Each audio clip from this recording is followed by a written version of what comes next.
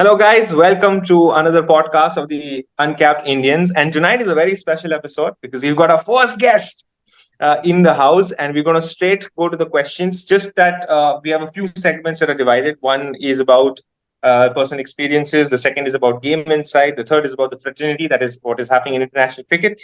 And then we'll conclude it with the IPL and the T20 World Cup. Hello, welcome, Mr. Lalith. Welcome to the podcast. It's an absolute pleasure. We're so excited to have you finally on this. It's great, guys. I'm just gonna make sure that we're gonna have fun here today. Let's see what we're gonna talk about, and yeah, I'm really honored to be here. Great, thank you. So we'll start you with questions starting. Is that okay? Yeah, that should be great. So we really want to know when and how did you start playing cricket? It started off with tennis ball cricket because that is when I had started having fun. And Okay. say towards 10th grade, I kind of switched schools. I moved to Joseph's, a big step for me. And our team had about 8 state players. So then Wow. it was about getting groomed into that mindset.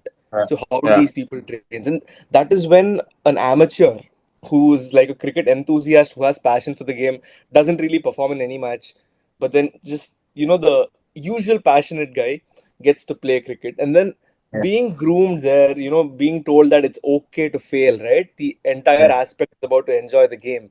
So Yeah. that is when a cricketer started getting developed, right? Yeah. But yeah, from say career that I actually got the platform to perform, right? Yeah. So during my under 19s, that is when I actually worked with Sean Tate, right? Mm. So let's say I think I was about 17 and a half years old. I realized that I was bowling quick. So that was the Yeah. only thing which actually, gave me a platform to perform. Ball used to Mm. move quite a bit. Mm. I used to bowl Mm. only in, but there was pace. Yeah. There was pace at Yeah. young age. So Yeah. yeah, that gave me quite some limelight. And yeah, so so from there to bowling to the Indian team, it's been quite some journey. So yeah, Yeah. it took off from, let's say, a guy who didn't really know how to play cricket, just passionate. Like that's every other Indian here, right? But Your story reminds me a lot of Kumara Sangakkara. Kumara Sangakkara also was not someone who used to play great at school and someone who had the talent and straight into the Sri Lankan team. He had to really work his skill out. And he himself admits it. He said, the kind of players I have around, I don't think I deserve to be here. But then he suddenly, with his art and craft and constant, endeavor to score, he is Sri Lanka's finest batsman. So I yeah, love it how you're is very, comparing with me with Sankara. That's a far comparison, but okay, I will take that. I'll very take similar any platform. storylines. Yeah. Very No, similar but yeah, it storyline. He has also had been to a good change run. schools, though. He also had to change schools, though. You also have But to change Lalit, schools, yeah. I just wanted to understand one thing. When you mentioned, throughout your journey, of course, it's been quite a amazing journey. But the first exposure to an international cricketer that you had, ever since when you started to bowl or to bat, how difficult was it? Because for an under 19 or an under 16 kid, and then going up the ranks, as you mentioned, in your Mhm. journey, how difficult or how different was it? When you were actually facing an international cricketer. See, the idea here is, let me put this out clearly because it's pretty obvious, right? When you are in your under 16s, 19s, and 23s, or whatever age group you are, right? If you really critically analyze it, right, you're being put into a certain place only if you can perform. So, Correct. in a simpler word, nobody is going to give you a handout if they don't believe that you can do it. Mm. In a simpler way, let's say, for example, if somebody were to be a 17-year-old, right, Hmm. Mm. and you find him in the Mumbai Ranji team, Mm. they most probably pick him only because he's of the same caliber. Right. So, coming back to your question, the more mentally prepared a youngster is, it'll be easier to adapt. But then, if you're talking about the skill set and comparison, I feel Mm. like at that point, Mm. they're more or less the same. At that point. But then the Oh. idea here is when you see a 19-year-old or a 17-year-old or an inexperienced player, the Yeah. problem is consistency. Now we see a lot of fast bowlers saying that one ball is a magic ball, right? Yeah. A ball that in some match, some selector would have seen it, told him, this is the potential, I see the Yeah. potential in him. the difference between this and somebody who's already playing, like a senior player in Mm, a Ranji team or mm, an international player, mm, that they mm. can do it every ball. Yeah. He can bowl this particular ball, every single ball that he bowls. Like, he's more Right. consistent. But this dude can bowl it. We know that he has the potential, but can he bowl it every ball or not? That we don't know. But what do we Yeah. know? That he has the potential. So Potential. the Yeah. idea about a young cricketer and say an experienced cricketer is obviously the battle of consistency. Yeah. But then, from a player's perspective, the moment a player understands that he is of the same caliber, that's when he becomes more consistent. So there is this Yeah. logic where they say you need to be confident and able to perform, but then Mm. in order to perform you need to be confident. If that makes any sense, Yeah. it's Yeah. related to Yeah. each other, but Right. then Yeah. you need to, I don't know, man, how do you put it? Yeah. Yeah. Yeah. Yeah. But talking about fast bowling, and you said you bowl pretty fast. There is, I was sorry, stalking on Instagram, and I saw a picture of you with Sean Tate. And Sean Tate is one of those bowlers who used to bowl he, really, he is the really wild fast. thing.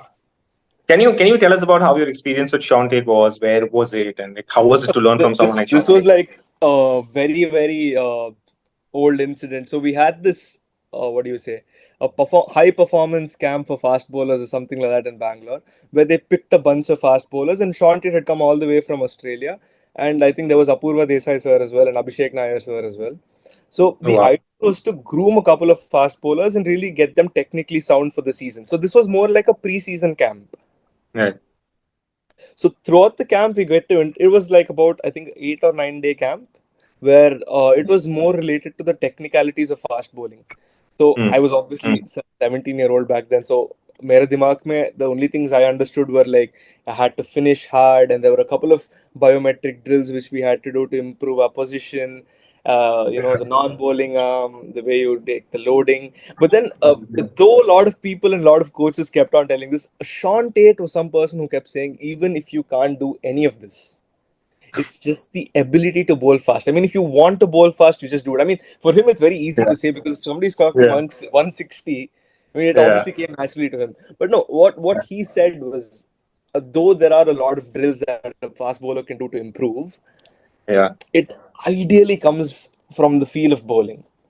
Mm. So, Yeah. a lot of fast bowlers these days, you see a lot of, academies which say that we will build fast bowlers from scratch, we will make them do all sort of drills and all that. The idea here is, yes, drills do get you technically sound, but until you integrate that to your bowling, you won't get any quicker. So, Mm. if I'm Mm. going to do a non-bowling arm drill, say Yeah. 500 times a day, tomorrow if somebody is going to ask me to display the drill, I will do it perfectly. Yeah. But if I was supposed to do it while bowling, then it needs to get integrated, and most people forget that part. And that Yeah. again happens naturally. So one of the Yeah. drills and one of the key things which he had taught me, which actually went on to become really useful in my career, Mm. was more related to foxing the batsman. So that is something I Ah. spoke to him one to one, right? And that's something I truly believe in. Mm. So a lot of people talk about pace, a lot of people talk about technique of fast bowling. I'm somebody who doesn't believe in either of them, right? I believe that you need pace to get limelight. If you want to be Yeah. recognized as a fast bowler, out of 10 fast bowlers, you want to be recognized as a standout, you need to have pace. Nothing can Yeah. replace real pace, right? Yeah. Yeah. Then you have Yeah. your skill set of bowling, you have your technically sound, somebody who's not injury prone. So I put all that aside. And if I have to Mm. pick 11 and I need a fast bowler in the 11, the only thing I'm asking is, can he fox a batsman? Yes or no? So if you see Yeah. T20 cricket, we have people Yeah. who are like Umesh Yadav who bowl damn quick. They Yeah. are probably the best. India may not even produce someone who's as fast as him, right? Because Yeah. the reason I say this is because I have seen Umesh Yadav with my own eyes closely, and I've seen him bowl, right? Mm. Though there might have been people who bowl quicker than him, at Mm. that moment, I haven't seen anyone bowl that quick. It is quick, right? So even then, if you look at it from a statistical point of view, you find better bowlers Yeah. than Umesh. The question Yeah. here is, can they fox a batsman? Yes or no? And then see, Sean Tate, he started playing these mind games with us where he brought us into this open net session where he brought a couple of batsmen. And then our idea was to deceive the batsmen. So whether Right. you do it with pace or whether you do it with tactics is up to you. But he wanted to see if we can really use our brain to get a wicket, right? Okay. Yeah. So then the Yeah. ideas given to us were, pull in a fine leg inside. I'm sorry, pull in a square leg inside, Hmm. and then end up bowling a bouncer to him or something like that. But Ah, one thing I which get. actually, what actually worked is I think we set up a very long back. I think we set up a square leg deep. We Hmm. put a long leg, prepared the Hmm. batsman for a short ball, and then we Hmm. bowled a Yorker. Hmm. But this was when I was 17 or 16 years old. So at that Yeah. point, it felt like a marvelous strategy, Yeah. right? Double bluff. Any Yeah. 19-year-old was going to fall for this trick, and it actually worked. In senior cricket, the moment I did something like this, they caught me like that. So, That's a double bluff. Yeah. but it is. These are like the grassroots. Yeah. Yeah. Fun Like, moments. yeah, fun moment. It's like something basic that you need to address, but it was done at a very grassroots level. Later, Wow. when you keep playing professional cricket, Yeah. you understand You that understand foxing that. a batsman doesn't happen in 1 or 2 balls. It happens Yeah. over a long period of your overs. You hold one I channel, mean, bowling there, and then it's a whole some, different. someone like Sean Tate also was scooped over Brendan McCallum. Every time someone talks about Sean Yeah, Tate, I agree he bowls fast, but he was scooped over. true, And true. to play a shot like that at 160, it was just wow. How do you box the batsman now? Now what do you do? You bowled a Yorker, he's No, but again, see, his body language, right, is something that all of us admired at the camp. So, Hmm. he's a very chill person, right? So, when training was done, it was done.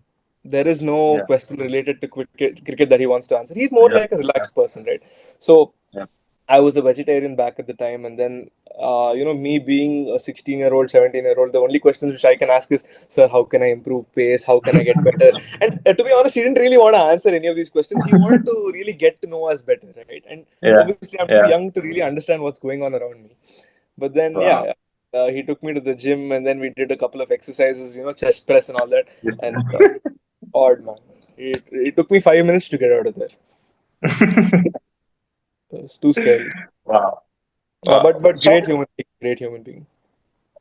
so Lalit, when you took a challenge as a bowler, what I mean, who thought you have tussled by any batsman, and you thought it's a very difficult to bowl him? See, Any moment which you usually, it is one thing if you're a fast bowler who generally enjoys playing the longer format, na, you feel Hmm. like every batsman is a pain in the ass because they just don't get yeah, out at a higher level. Hmm. At an under 19 level, if you bowl quick, you usually pick wickets, but at a higher level, it's more about how consistent you are. Right, Hmm. holding the line. So there have been a couple of batsmen who've troubled me, but let me give you a fun incident as to what happened. Right, yeah, during the under 19 days, I was on my first tour, as in India was playing West Indies or something in Vizag. And they Hmm. took a couple of fast bowlers from our 19 camp. So Nitish Kumar Reddy, myself, and a couple of others were already part of that camp, and we were in Vizag. So the next day, I asked us to come and bowl to them. Now, these guys have already been bowling to them from a very young time. For Hmm. me, it was my first. I was like, okay, fine. I mean, before arriving at the ground, everything felt fine. I was like, any other batsman, let's bowl. I mean, that's what we've been taught all our life, right? Don't see the batsman, see the wicket and bowl. All that was fun. So, Ambati Radu was batting at that point, and I bowled to him. It went fine. I mean, he left a couple of balls, he played a couple of balls, all cool. And then I bowled to DK and I bowled to Pant as well. And everything was fine. It wasn't that bad. And then Kohli comes into bat, right? And then something completely different happened. Let me tell you about this. So, if you're bowling to Kohli, right, he looks you straight dead in the eye. Not just while you're bowling from your action. If I have to start my run up, right, from then he's looking at me dead in the eye, right? So it is difficult to really focus where you have to bowl. And, back then, I somehow managed, right? Even when I bowled to Rohit Sharma, when I bowled to the others, I bowled to Shikhar Dhawan as well. That is another story. But then it felt good enough. I felt I was doing great. I didn't feel intimidated, is what I'm saying. Then I was bowling to yeah, him. I fumbled in my run up at least one, two, three times because usually batsmen don't look at you dead in the eye. If you get what I'm saying, they look at you while you're bowling. When you're loading, they look at your arm, they look at the ball. To me, it felt like he was looking straight into my eye. It was very intimidating, and he wasn't doing anything. He was just batting there. I don't know if it was the charisma of the person, or I didn't get it. But then it was intimidating. And now I understand, if somebody is bowling to him at an international level, then definitely, dude, this is like the batsman is for bowler before he bowls, right? Yeah. So yeah, that is it was really difficult to bowl to him back then. But during a professional match, during a competitive match, one of the toughest batsmen I've bowled to is Ricky Boy. So Ricky Boy plays for Andhra. He plays, I think, for Delhi Capitals this year. Stalwart. Ricky Boy actually plays T20 cricket in a test match. That is how he bats. Oh. So if you're bowling Ricky Boy in a test match, right? He will not refrain on punishing a bad ball for a six. He won't. Wow. So at one point, he started toying with me. And this was during I was about 19, 20 years old. My first senior district game, right? So all of these are competitive matches. You need to perform in these matches to pick to the Ranji Trophy side, right? So I mean, if you're going to get hit for sixes in the first over, it is not going to really show well. And especially when you're bowling good, it's not like you're bowling bad balls, right? You're bowling short of good length, you're bowling it up, you're moving the ball. And this man is just swinging his bat, absolutely no fear. So when you bowl to such sort of batsmen in a test match, it is a little difficult. So these are like some scenarios where I have been shuffled. I mean, I was lucky enough to get him run out that day. I'll tell you what happened. So he hit me for 2 sixes in the over, right? He hit me for 2 sixes in the over. I don't know why he wanted to take a quick single for whatever reason. So it was not a cotton bolt, but it was like, pick up and hit, direct hit kind of thing. Yeah. That was the only way I was able to get another spell in the match. But yeah, any fast bowler's nightmare is to really get the analysis spoiled. At the very start. Actually, you're right about this. I was reading it somewhere that if you're bowling to an AB de Villiers or you're bowling to Glenn Maxwell or a Chris Gale, the bowler gets intimidated so much that he would start wavering from his line. That means he'll bowl more number of wides. Yeah. He'll start bowling more number of no balls, and that adds to the team total at the end of the match. Because if a Chris Gale is batting, you're probably going to go wide and you go really wide, and then that's a wide. So that's an extra run. So that this theory of yours and what you said, now I can understand. Okay, this is quite true. I mean, from a very technical point of view, right? If you look at why fast bowlers bowl wides or why they overstep too much, from a biomechanics point of view, right? If you slow down during your crease, you have alignment issues. You're more tentatively to deviate from the line. And that usually happens because, see, at an amateur level, everyone has alignment issues, right? Yeah. But at a professional level, the only way somebody can have an alignment issue is if they are maybe a little shuffled in their run-up, or they haven't started with a strong stride, or they don't really know what they're bowling, so they lose track of the running technique. So if you've noticed, you see bowlers like Timal Mills, he takes a broad jump and then starts his bowling, right? Not every bowler does that. So to memorize your stride pattern is a little difficult. So what happens if some bowler is used to taking long strides in the beginning, but starts with smaller strides and then it then makes it longer? It basically creates something which has not been done before, right? So it breaks the rhythm. Obviously, at a professional level, it does not show, but at a biomechanical level, it creates some small point of misalignment. Wow. So if you slow down at your crease, you're more tentative to bowl wides. Now this happens from a mental perspective. So if somebody, like you said, like a Chris Gale or somebody was to say hit a bowler for a couple of sixers, and while bowling, like you mentioned, De Villiers, they shuffle while batting, right? If you shuffle, they shuffle back. So this kind of disrupts a bowler's run up. Alignment issues. So I mean, it could be one of the reasons. We don't really know if it is the reason, but then could be one of the reasons. Sure. Yeah, of course. So was your scariest moment when Kohli was actually looking you into the eye? Was that hands your down, boy moment? hands down, the scariest moment ever. I wouldn't want to be in that moment ever, because, dude, if you're a young cricketer, right, you just want to do the job, get out of the place, and then get complimented by them, and then you say, "Thank you, I've had a good day," right? Yeah. All you want to be known for is this kid bowled well that day. That's all you Yeah. want to know that day. But You don't did really you get want to him know. out? Did you bowl a little bit outside the off stump, angling away from him? Did you get him out? No. I haven't got him out, but then I do take the privilege of beating him, right? So Ah, yes, a that couple is That's good. of balls that is did beat him, That is great. but then that's good enough, man. I'm yeah. not going to take I would frame that. fake If I credit ever for like did getting that, him out and I stuff. would frame that. Hang it on my wall. Keep going. And move the ball with the Photoshop a little towards the edge and say I got it. Uh, but we'll move towards more a little technical now.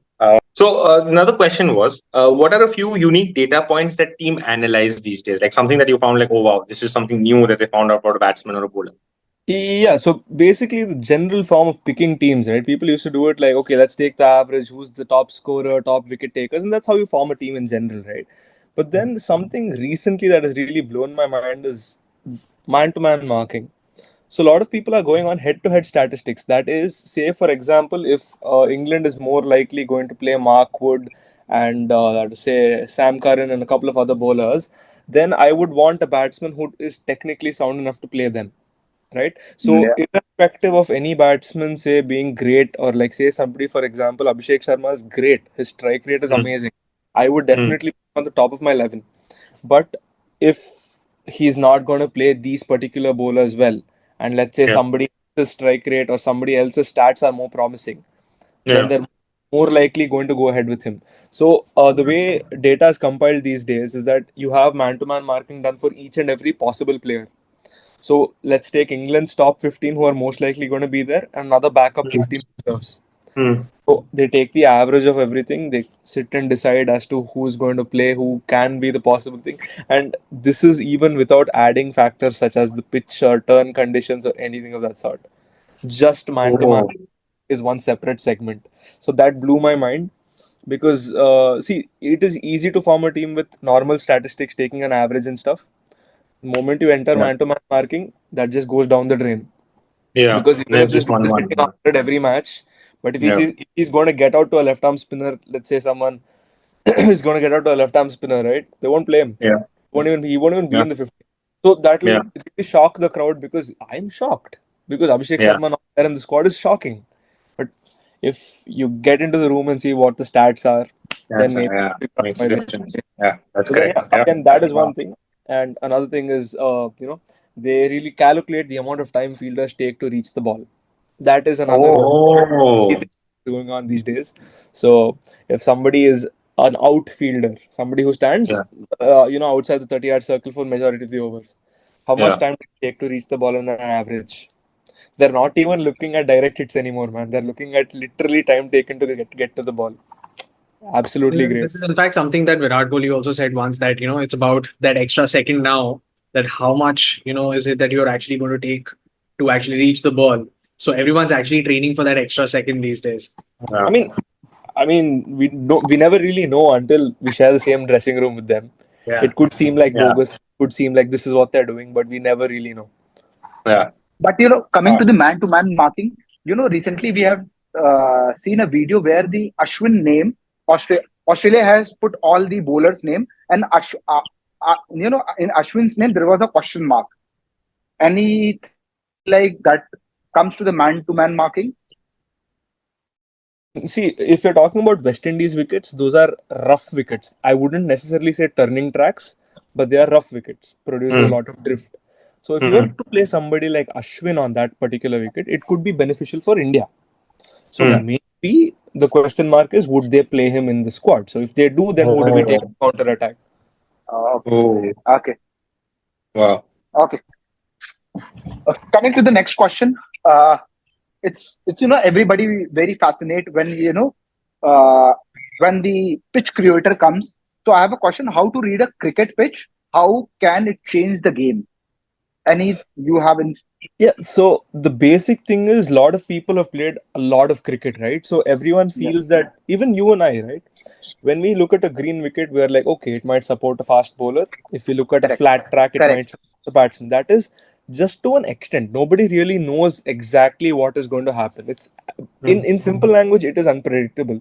The only way to read a pitch is not by looking at it. It is by starting to make records of how the pitch deteriorates. Okay. So most people can only tell you what the pitch is going to do if you get to the, let's say, at the start of the innings. Say, for example, half an hour before the toss, half an Ah. hour after the toss, or 15 Oh. minutes. So you need to start timing your records from that time itself. So the Yeah. more you get to know how the pitch deteriorates, you'll understand what is going to happen throughout the day. Ah. So It's how without bad knowing, it gets. yes, it's about how it breaks down. So if you are going to see a very, very good wicket which is hard and it has grass on it, but let's say, for example, at 7:30 a.m. in the morning, the wicket is damp, right? Right. Yeah. Right. To the naked eye, it seems like a green top wicket, amazing for fast bowlers. It's damp as well. It's going to be great. Any usual side would want to bowl on it first, right? But let's say, for example, 7:30 to 8 o'clock, that half an hour break, there is not much sunlight. But you see that the wicket has become completely dry and it's not even damp anymore. Then that's obviously a Oh. bad track, no? Why would you Yeah. want to bowl on it? You Yeah. get the point. So Wow. the only way people can really analyze a wicket is if you start recording it from the moment it deteriorates. That's the only way you'll know what's going to happen today, tomorrow, later on. Yeah. Otherwise, everyone is naked guessing out of experience. That's it. Ah, Yeah. I mean, that okay. is still true, but then you Yeah. never know as to how it Yeah. works. Yeah. Yeah. Yeah. One of the things, of course, that you spoke is the pitch, which is going to be very, very important throughout the game. But what about the external conditions? Let's say, for example, if the conditions are overcast, sunny, etc., etc. How does and there's this also this guy called the weatherman, in every team. So, what is his significance? How what kind of role does he play? And when do you actually start, seeing the forecast of the weather? I mean, see, like I mentioned before, once you start recording how the wicket deteriorates, right? So, say for example, I got my stats for 7:30 to say about 10:30 in the morning, right? On the previous day. I've Yeah. seen how, because some people are allowed to inspect, which is the previous day as well, right? So you the factors what you know is, okay, I know that the pitch is going to be watered, or I know the pitch is going to be rolled for so and so minutes. So similarly, your weatherman is going to give you factors which you're again going to put into the equation. So if I Yeah. know that, say for example, the weatherman has told me that between 4 o'clock to 6 o'clock, sorry, between say 12 o'clock to 3 o'clock in the afternoon, it's going to be pitch sunny, right? And I see a damp wicket at 7:30 in the morning, which has become again flat at say 8 o'clock itself. Yeah. I know for a fact that wicket is going to deteriorate very quickly, right? Yeah. So at any point of time, I wouldn't want to bat second on it, because if I bat first and with Right. more Yeah. sunlight and more harsh conditions, the pitch deteriorates faster. Uh, So if you're batting second, the ball is more likely going to do something rather than the first innings, right? Yeah. Yeah. Yeah. So I had one question. James Anderson, a lot of people say that when the weather is really cold and it's really chilly, the ball is not going to swing as much as it would if there was more moisture in the air. But James Anderson said, you know what? It swung the most when it was chilly. It swung the Yeah. most when it was cold and the ball just wavered around. So do you think that is just a fraction of something that affects the game? I mean, we can't really say for sure, but then see, usually you say that it is perceived that windy conditions allow more swing. But Hmm. from a more scientific point of view, it is actually a normal sunny day with still weather which produces the most amount of swing, right? Ah, Yeah. Correct. For a fast bowler, you would actually not want a windy day, because then it becomes predictable as to which way the ball is moving, yeah. Correct. Oh, yeah. right? Yeah. You Yeah. Yeah. Yeah. lose your ability to fox the batsman. Now, Yeah. coming Yeah. back to Anderson and the swing, you'd have to realize that most of the games played in England are with the Duke's ball. Yeah. Yeah. Completely Yeah. different Yeah. ball compared to Completely the Yeah. different one. Durham's SG test, right? So Yeah. yeah, but then the more you enter the game of balls, the more you enter the kind of rules that are there, Yeah. right? Even Very in good. terms of wickets, right? So if we start talking about the IPL and why there are 220 plus scores this season, then I'll bring this up, and then you'll have a hell of a convo. Done.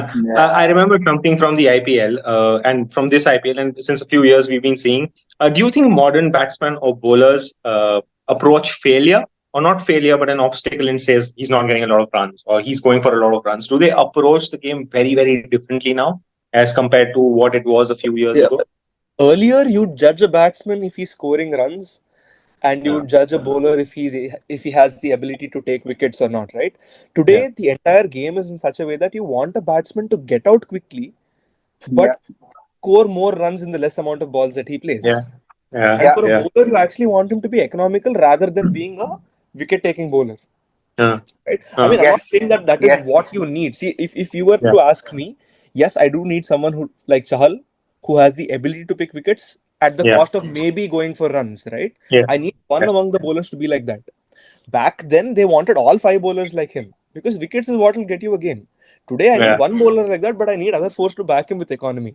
So that is how the game goes in terms of bowlers. And in terms of Yeah. batsmen, I don't even have to tell you. Nobody is worried in T20 cricket if you're going to get out or not, right? They Yeah. want you to get out, but play your part wisely. Yeah. Okay. So if you see Sunil Narine, if you see, what's his name? West Indies opener, played for Lucknow Super Giants last year. Kyle Mayers. Kindness. Yeah. Kindness. So, if you were to look at them from a perspective, you don't want them to bat post power play, Yeah. Yeah. right? Because then Yeah. your Yeah. other batsmen won't get a chance to bat, right? Yeah. So, even if Yes. you take RCB for example, right? If say DK's bomb after 17 overs, but I Yeah. don't want DK to bat at 11 Yeah. from the 11th over is what I'm Yeah. saying. Correct. That Correct. becomes a Correct. solid, straightforward approach. You're like, okay, I Mm. understand this logic. But if I were to say, boss, I don't want a batsman like Sunil Narine to pass the power play. I want him to get out Mm. inside the power play so that somebody like, you say Shreyas Iyer or someone can come post power play. He scores at a better strike rate than him. Subjective. I Mm. could be wrong. I'm just giving you a hypothetical Mm. example. So Yeah. Yeah. today's cricket works in such a way that they want you to do your part, move away, Mm. give your chance to the next person because it's a team sport. Ah. And if you're still at the wicket, you won't be competing at your with your strike rate. You'll be actually competing with somebody who's back at number 10, or sorry, in the 10th over is what I'm saying. If that makes any sense. I know I'm Yeah. Yeah. Yeah. dragging it, rushing it a little bit, Yeah, but then because in the earlier days you would have people saying that it's your best batter should actually play and all should 5 days, yes. More should, number of balls. Yeah. yeah. But now it's changed completely because now you're actually stopping people from defending balls, but then just coming in and playing your role in the attacking end and in the attacking way. It does depend from situation to situation, but then it's the way I see it, it's more of a team sport today rather than an individual Mm. sport. I mean, Mm. that is But how it is. sometimes it just blows your Yeah. mind because if you ask me and ask a lot of people, probably somebody like a Nicholas Puran should probably come in at number 3, but he would not because the team does not want him to, and he probably batted somewhere around number 5 or number 6, for the West Indies Yeah. team or for his franchise, which just blows your mind because he's one of the best T20 batters right now in the world. Yeah. True, I totally agree to that. I mean, see, the deeper you dive into statistics, the more confused you get. That's all I'm going to say. Okay. Coming to the next question, how are fast bowler practice variations, and how many variations do they need in their armory to produce when they're playing? Honestly, one is good enough if you do it great, right? Yeah. So, I mean, there are a couple of fast bowlers who have a bunch of variations, right? But Yeah. then sometimes the best way to say it is the more straightforward you are, the more better you are. Like, say Yeah. somebody, like, say, for example, Bumrah or Pat Cummins, how many variations do they have? No. Uh, They have a Yeah. more superior stock ball, which is more beneficial for them. So, like I said, if you're a good fast bowler, you won't require much variations. Yeah. mm. You're like a Mm. Harshal Patel who, is more somebody who requires variations in Also, A lot of variations. them. form. A lot. Then Lot you of them. take 50 then you different take the variations. risk.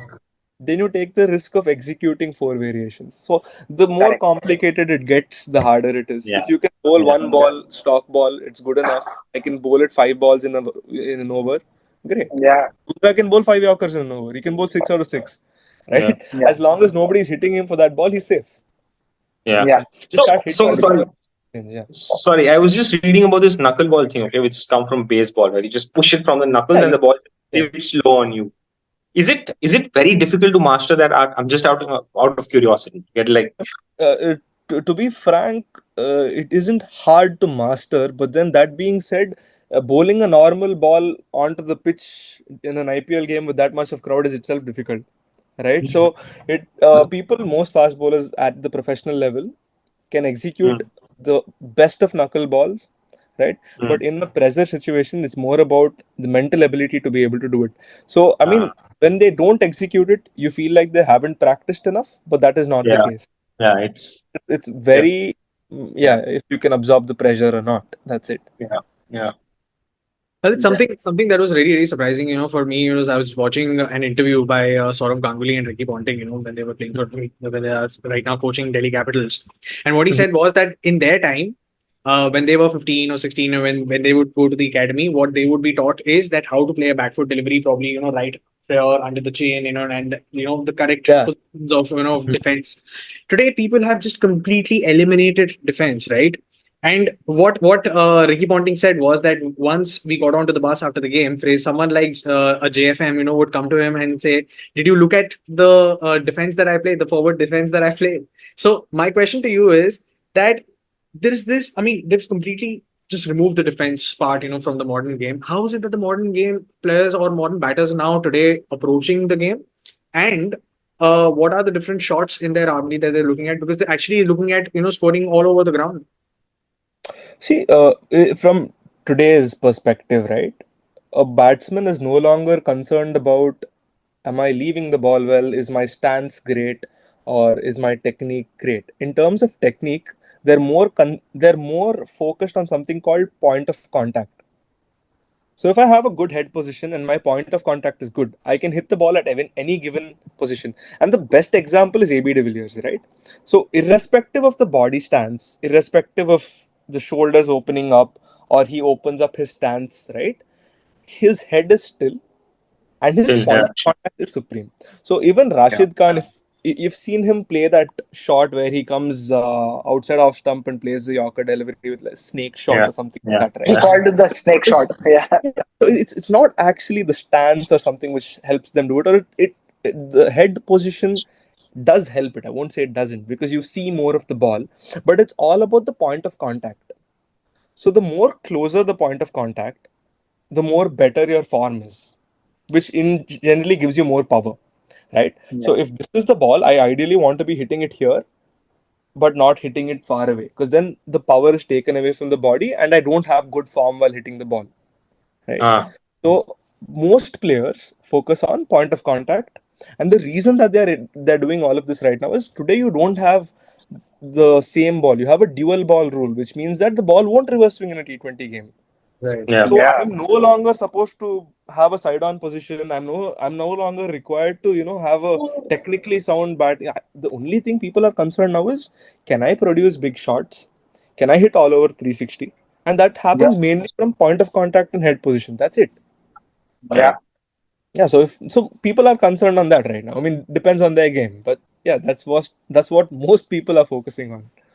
So right now, if the batsmen are focusing on how far they can hit the ball, there are few players in the world who play all three formats really well, and and not someone who can only perform in the subcontinent, but they sort of perform internationally across. So how do these players sort of adapt to conditions and adapt to different formats? Do you have like an example of someone who you've seen or something like that?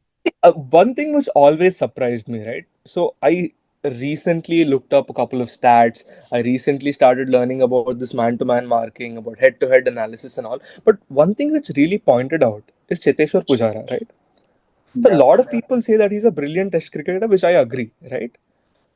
And nobody has taken him in T20. I don't understand why.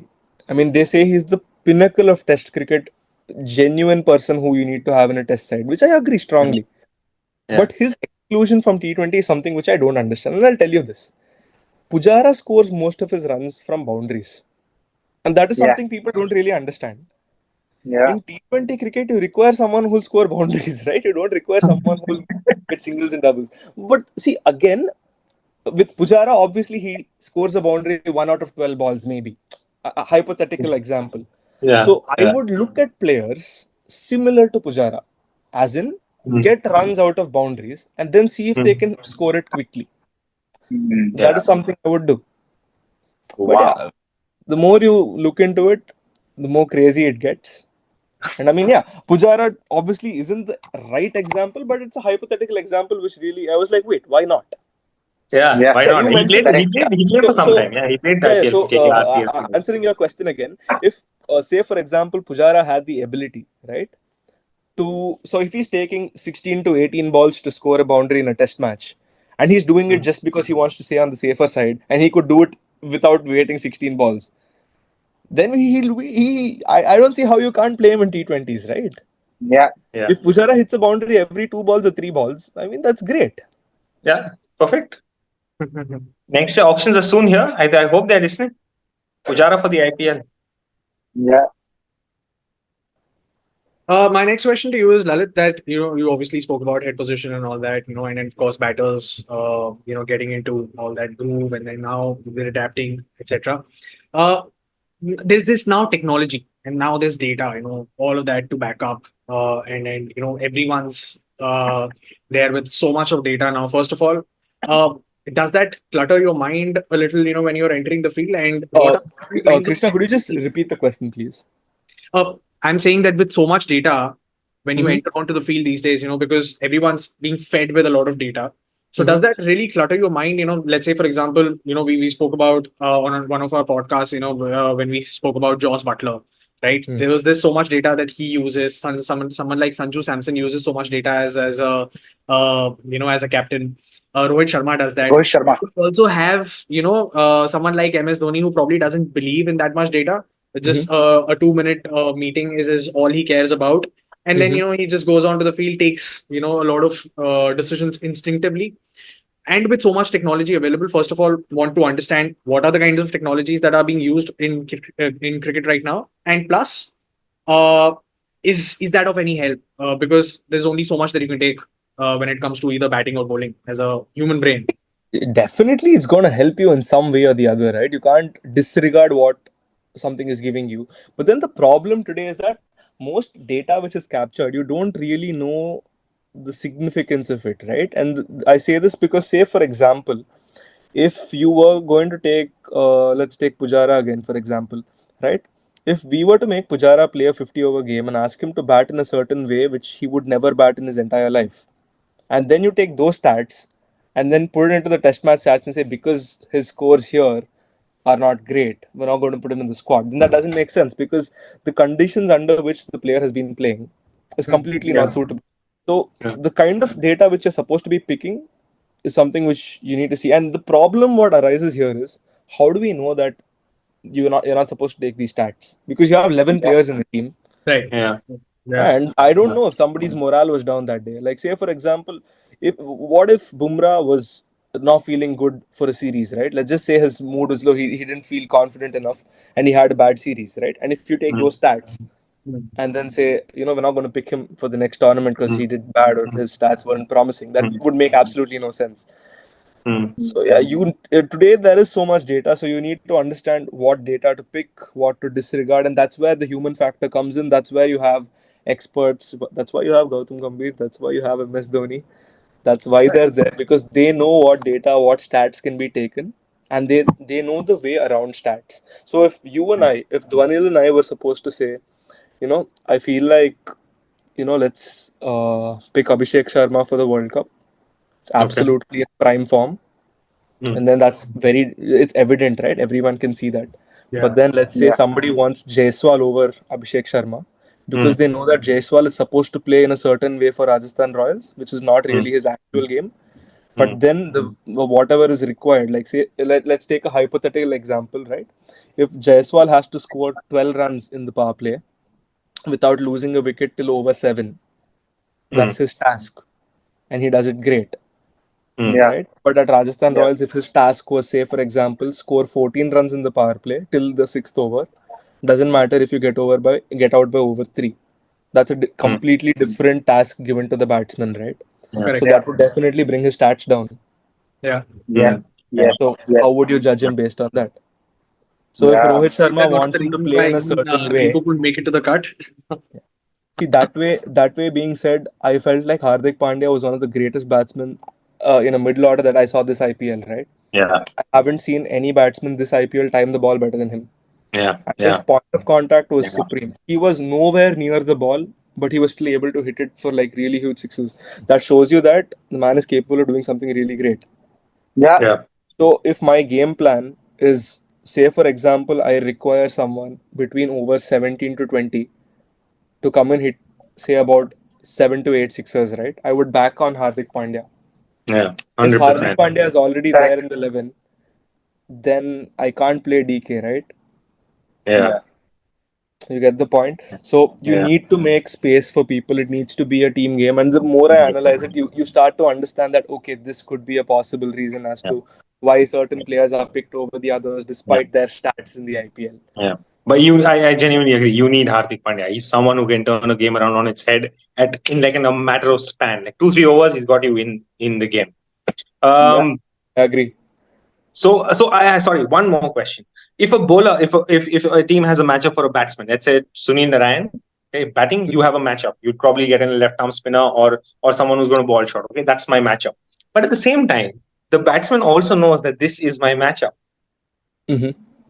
So how do you think that plays around? Like it's a game of chess now. My move, your move.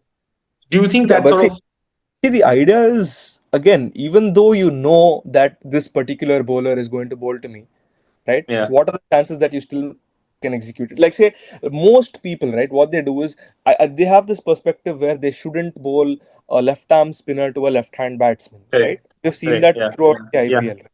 yeah. But what if the left arm spinner is actually pretty good and he can still bowl you economical overs throughout that? I think RCB in 2019 or 2021, I'm not sure, they didn't want to Mm, bowl Shahbaz Ahmed. They wanted to bowl Dan Christian. I think the last uh, over. Was it an eliminator game or like it was a very important game? I remember that, right? yeah, So that was a yeah. statistical decision. You don't want to bowl a left arm spinner to a left arm batsman because he might end up scoring runs. And like Dhwanil said, that guy knows that this person is my matchup, so I'm already prepared for him, right? Yeah. Because Correct. Travis Head was out by Swapnil Singh.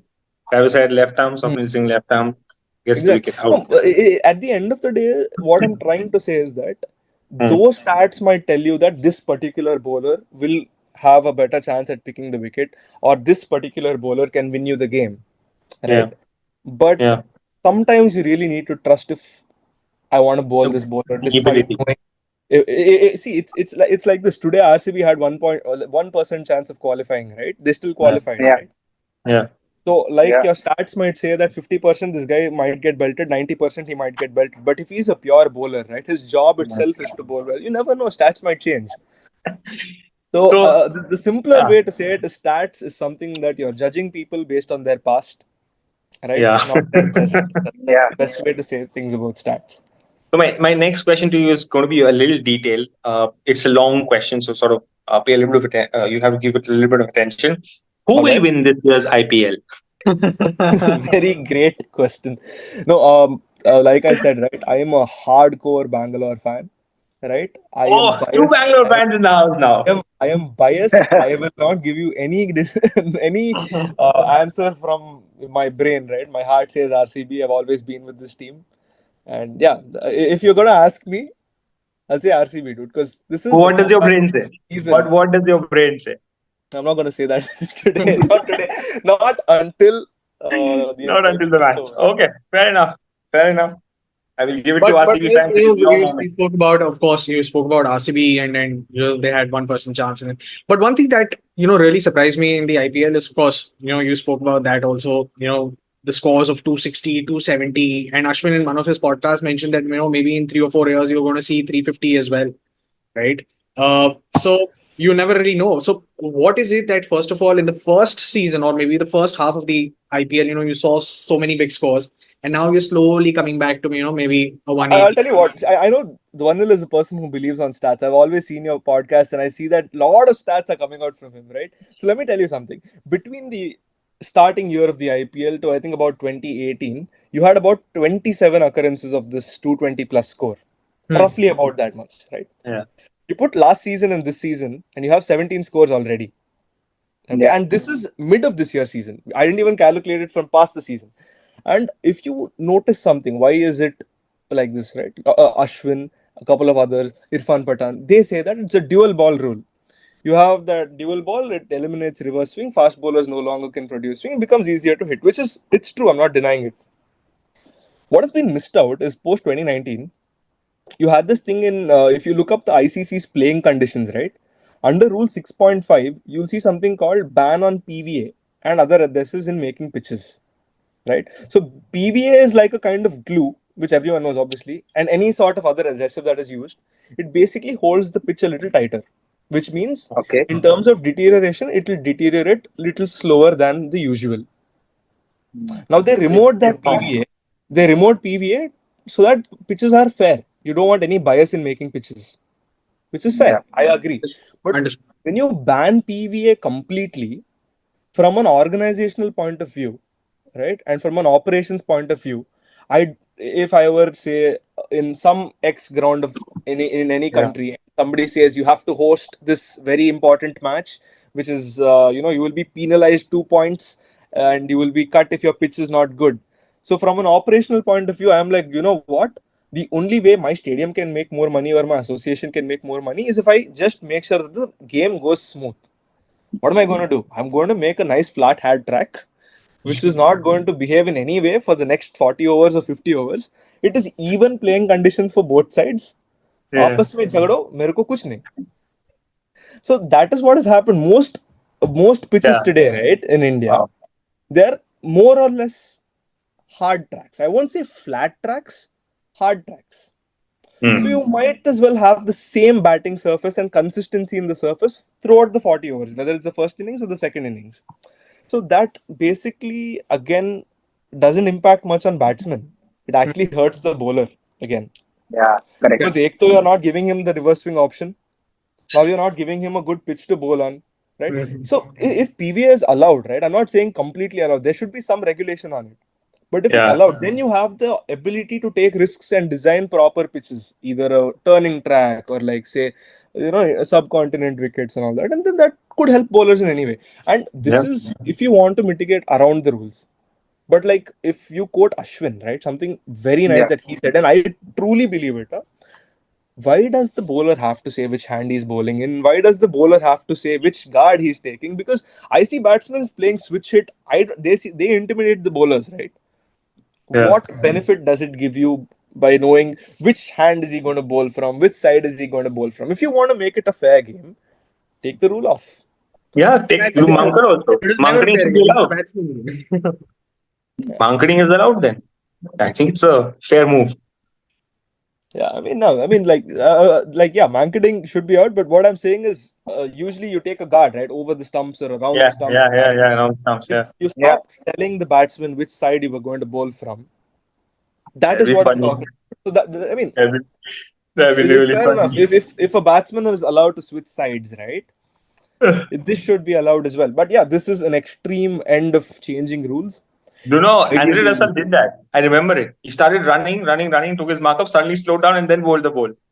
Russell. I mean, I Yeah. did see that. That Watson, was yeah. Shane Watson, right? Russell. Yeah. Yeah. Yeah. Yeah. Okay, But I cool.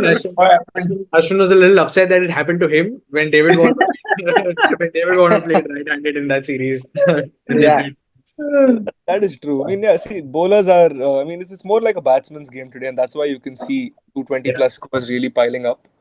But yeah, I mean, hopefully the ICC does something and, you can see a little more fairer competition between the two. One last question before we let you go, Lalith. Whom do you think has the best chance of lifting the cup now that all the sides are out, except for Pakistan? Whom do you think is going to sort Okay, of we're talking about the No. World He Cup. says the Okay, my Pakistan bad. team needs to come in the squad. except for Pakistan, all the sides are out right now. All the squads are out We right feel now. we are a genuine competition. We have no bias. No. We have no I, bias. I No was bias at in all. the frame of the IPL. I thought Krishna was asking me about the IPL again, and I didn't really understand why he spoke about Pakistan for 2 minutes. But then, yeah, I do understand you're talking about the ICC World Cup, which we're playing. I do believe that India and South Africa have a really good chance. A personal opinion. My gut feel says India or South Africa. Thank you very, very much, Lalit. It was the most outstanding cricket session that we had. We really came to know a lot of things. And I mean, I say it Yeah. from the heart. We did not know that there are so many aspects of a game that goes into. And we'd love to have you again. And I hope you enjoyed with three uncapped Indians and you being the fourth one today. Thank you, guys. It's been a great time. Thank you. Thank you very Thank much. you. Thank you so much. Good night. Thank you for your lovely time. All right. Cheers. Thank you.